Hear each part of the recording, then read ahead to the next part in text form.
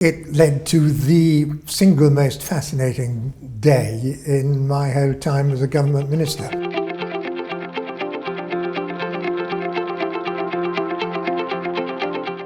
I was asked by John Major to become Environment Secretary after the 1992 election, and the first thing I was told to do was to go to Washington to persuade the Americans to come to Rio.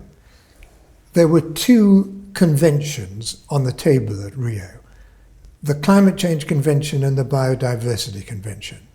There was no chance that the Americans were going to sign the Biodiversity Convention because they thought, wrongly in my view, but they thought it was some kind of threat to their pharmaceutical industry.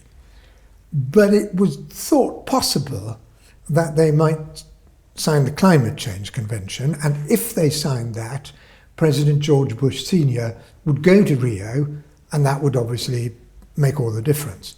So I went to Washington, and there was this all just done in one day. I went to, I think, 4 different heads of department: the Energy Secretary, the head of the Environmental Protection Agency, the Interior Secretary, and so on. And they all disagreed with each other.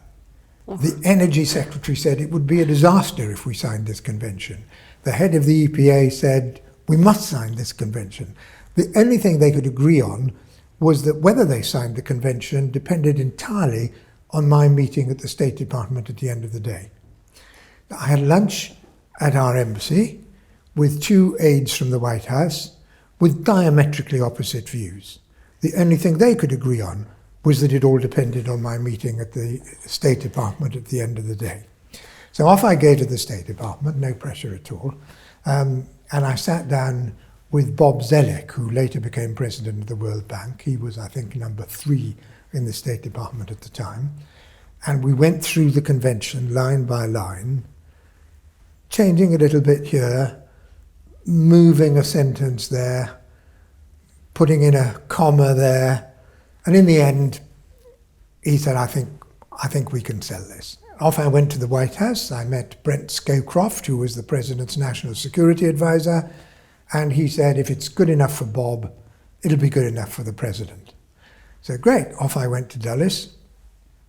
First thing next morning, I go into the department, and Bob Zoellick's on the phone, very early in America. He says, the President wants a change. So I said, oh yes, what's the change? And he tells me what the change is, and I said, it's completely out of the question, you know that. The Europeans wouldn't wear it, and it's completely out of the question. He said, I knew you'd say that, don't worry, it will be okay. And it was okay. And they signed the Climate Change Convention, President Bush came to Rio, and that kicked it all off.